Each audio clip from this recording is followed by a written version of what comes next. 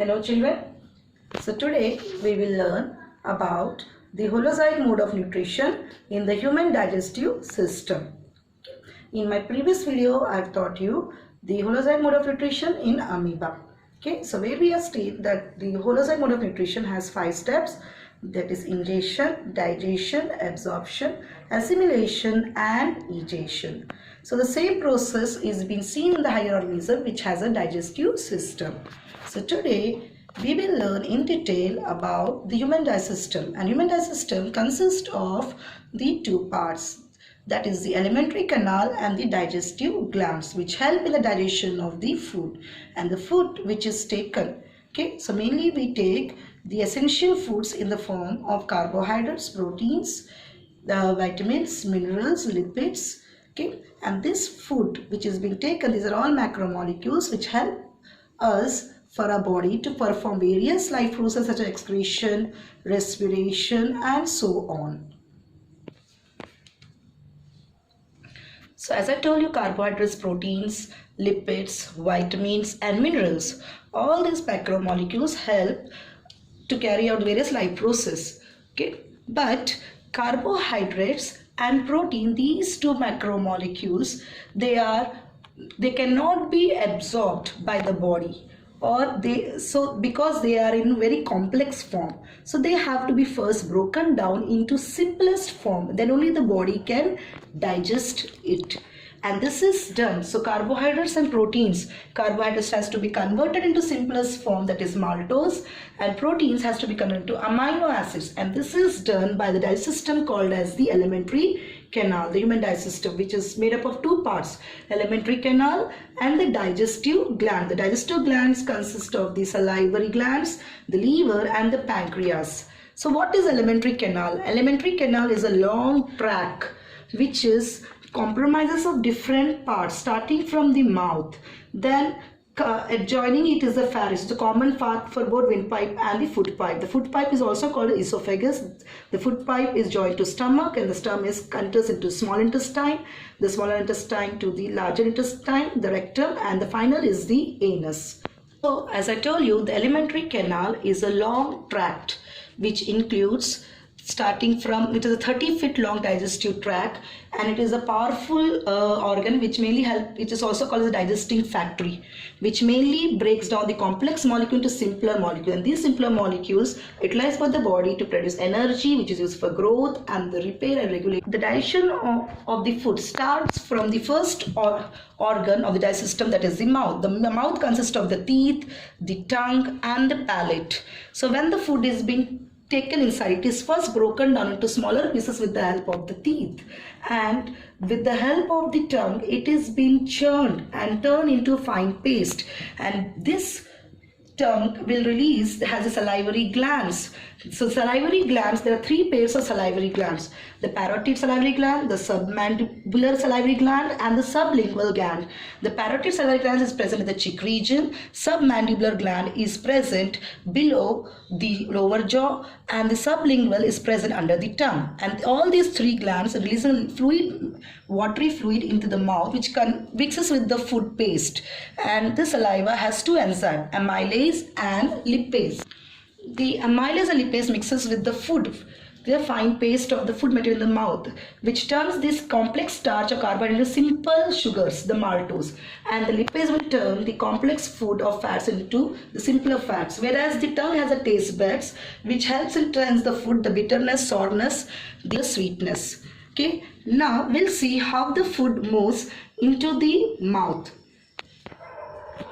Now here you can see this part of the food is now turned into fine paste which is called as bolus, and these are the 3 salivary glands, and below it just there is a pharynx, which is a common passage for both the food pipe, that is esophagus, and the windpipe, that is the through which the air goes inside. So windpipe or trachea is in front of the food pipe. Okay, the food pipe is back of the windpipe. So now you can see how the food is passing, and when the food goes inside the food pipe, this is the extended part of pharynx which is called as epiglottis, which closes the windpipe when the food is passing into the food pipe.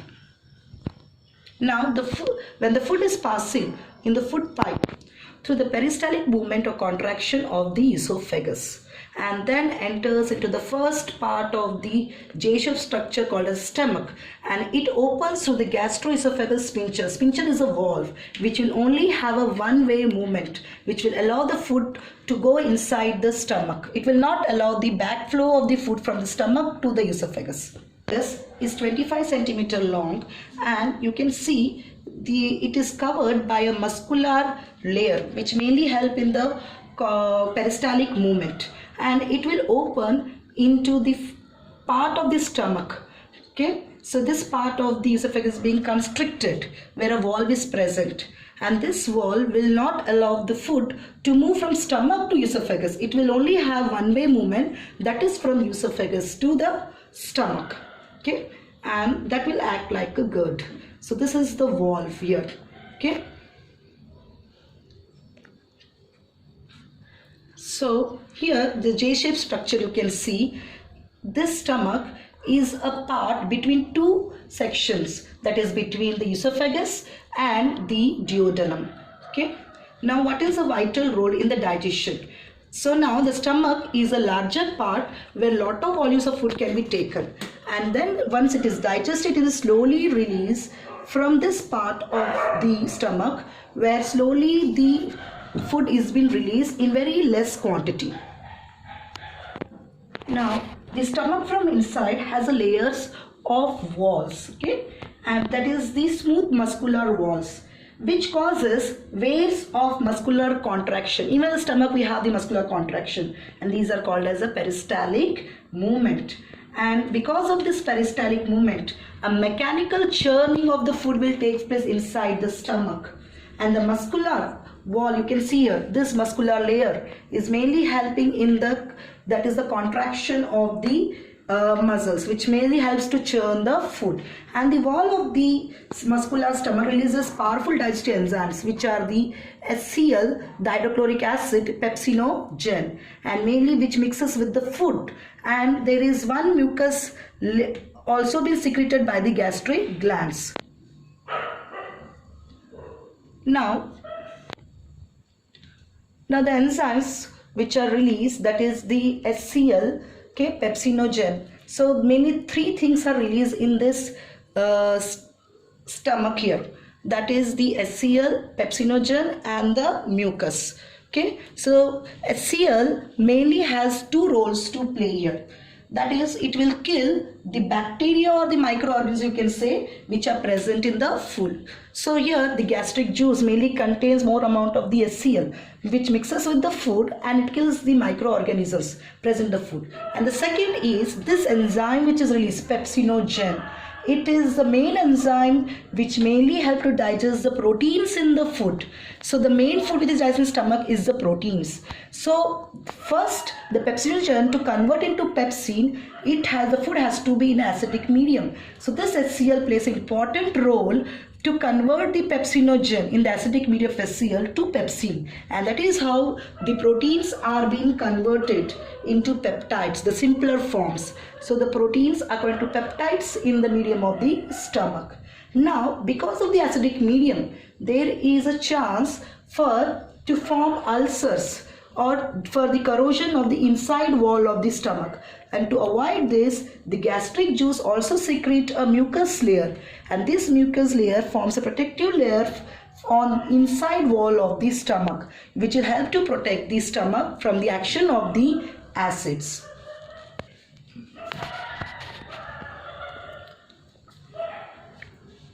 Now this food which has been now digested has now turned into a paste-like material, which is now called as the chyme.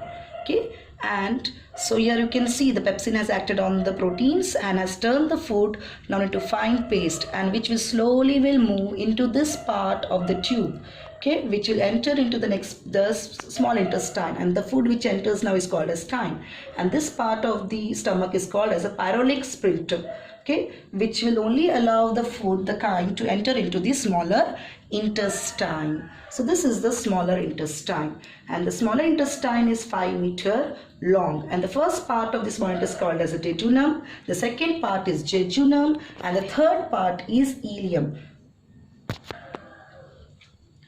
So once again I'll tell you, the small intestine is made up of three parts. The first part is the part which is starting from the stomach. So that is the duodenum. Okay. So that is the first part, that is called as duodenum. Then the next part where most of the absorption of the food has been done is called the jejunum. And the last part of the small intestine is called as ileum. So as I told you, it is 5 meter long, or in some cases, in some average adult, it is also taken as 6 meter long. And this smaller intestine in all the animals is not same. Mainly the herbivorous animals have a longer, smaller intestine, and the reason is, as they eat, they are mainly eat the plant product, and to digest the cellulose it requires a longer intestine, the smaller intestine. Whereas in carnivorous, the smaller intestine is very small, because since they eat the flesh, so that is why the smaller intestine is very small compared to the herbivorous animals. Now here you can see, this is the that is the first part of the small intestine called as the duodenum, and here you can see this is the entry point from the stomach. Okay, the acidic chyme, or with the help of gastric secretion, will enter into the duodenum, which is 25 centimeter long, and it is the part in which the digestive glands such as the bile and the pancreas, they mainly releases their digestive juices. So the bile will release the bile juice, which is with the help of the hepatic duct is been collected in a gallbladder. So bile is a greenish yellowish brown color liquid which has been stored in the gallbladder. Okay, and through the help of a common duct, it is been released in the duodenum. And the pancreas has two parts. Okay, so the pancreas also will release the pancreatic juice into the duodenum.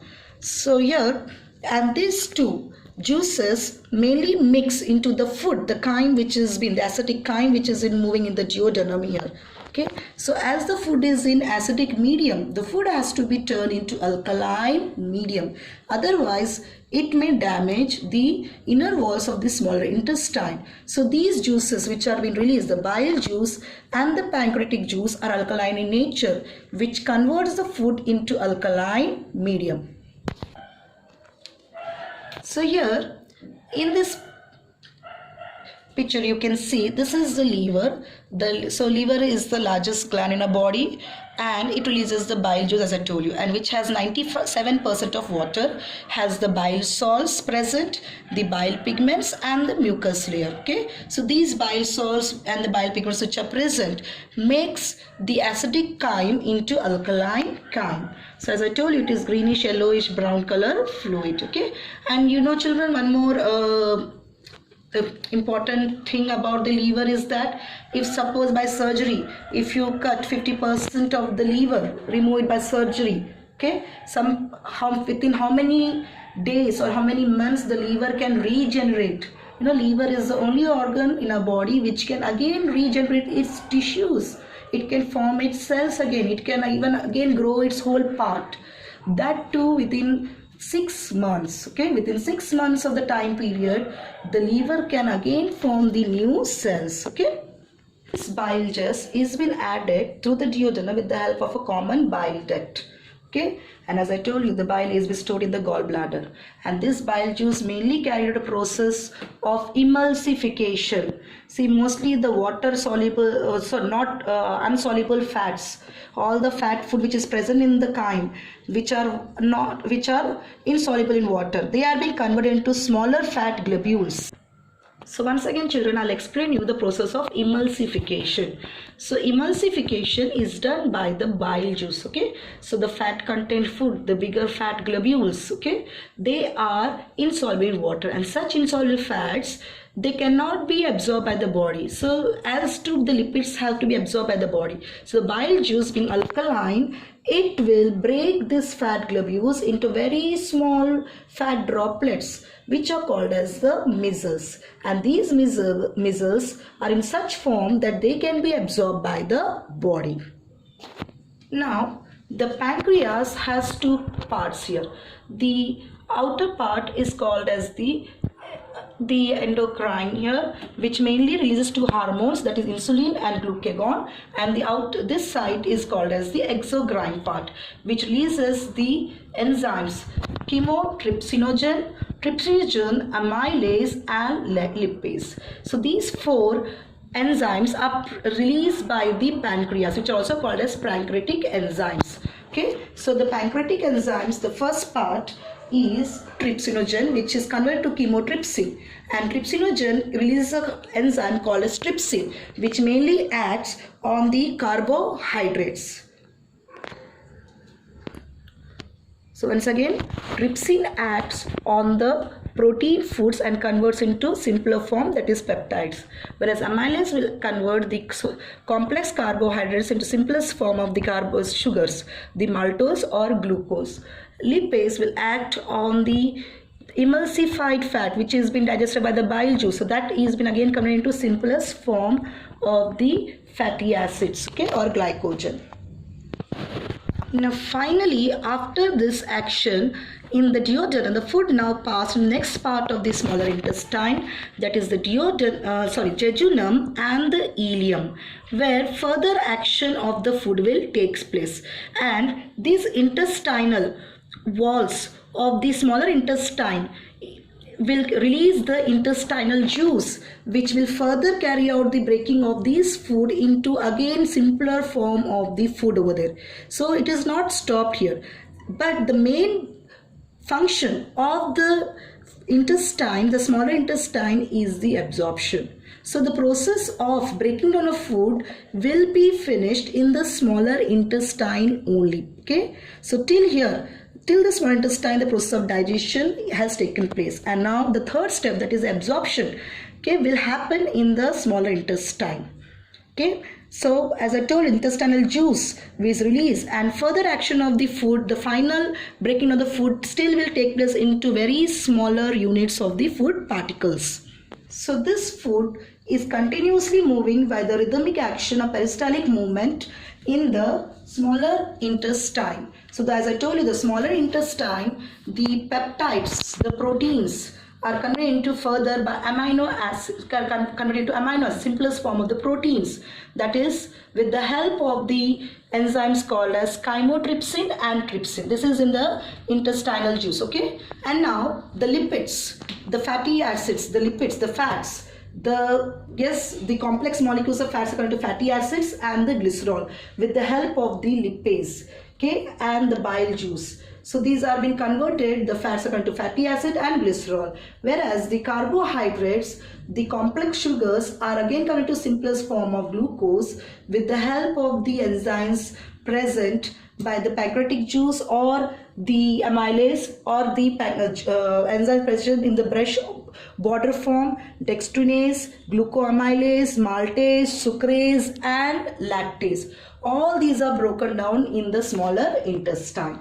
Now, as I told you, the smaller intestine, after breaking down the food has to be absorbed. You see, the smaller intestine is a long tube, and inner side of the longer tube, when you closely look at microscopes, it has finger-like projections. These finger-like projections are called as the villi, and each wall of this villi, when closely look, has a brush-like structure which is called as the microvilli. Okay, and they mainly help in the absorption of the food, and which also help to increase the surface area of the whole small intestine. Okay, and inside this finger-like projection has the blood vessels or the blood capillaries. So blood vessels or blood capillaries is the main medium to carry that food particles in the simplest form to all the other parts of our body. So with the help of the villi, which are present in the smaller intestine, mainly all the absorption, the essential nutrients which have been broken down is finally absorbed, and through the bloodstream it is assimilated throughout the body so as I told you, after absorption, what is the next step? Assimilation. So that is how through the bloodstream it is assimilated throughout to each and every cell of a body, which is mainly used for the growth, to release energy, and also for the repair and regulation of our body parts. Okay. And now the next part, that is the undigested food which has been left now, which has not been broken down in the smaller intestine, will now move on to the next part of the digestive system that is called as the larger intestine. Now this is the larger intestine. Okay, so the larger intestine has three main parts. This part is called as the cecum. Then this is the colon. The colon is made up of again three parts: ascending colon, transverse colon, descending colon, and the sigmoid colon. Okay. Now this is the rectum where the undigested food is stored, and finally the last part is the anal through which the food is being ejected out. So the whole large intestine is of 1.5 meter long. Okay. So the food, that is the food is being all this undigested food will pass through this large intestine, and it mainly absorbs the water, okay, from that undigested food. And most of the, you will find the 700 species, different species of bacteria present in this larger gut, and they are all useful bacteria. And mostly if you weight all these bacteria is around 200 grams, okay, and they mainly help to release some important chemicals in our body, that is the propionate, the butyrate, and even the vitamin K, which are mainly being produced with the help of these bacteria. So all the undigested food will pass through this large intestine and finally get stored in the rectum, and then it is being ejected out with the help of these anus. So at last, so the human digestive system is finally we have finished here. So this is, I think you all have understood how this process of the digestion of food takes place in our body. Okay, so children, so go through this video 2-3 times and you will understand the process of digestion in our body. So today's question is, describe the process of digestion in the human body and explain each of its parts and its functions. Okay, and also try to draw this diagram of the human digestive system. It is a very important answer which can be asked for 5 marks. Thank you, children.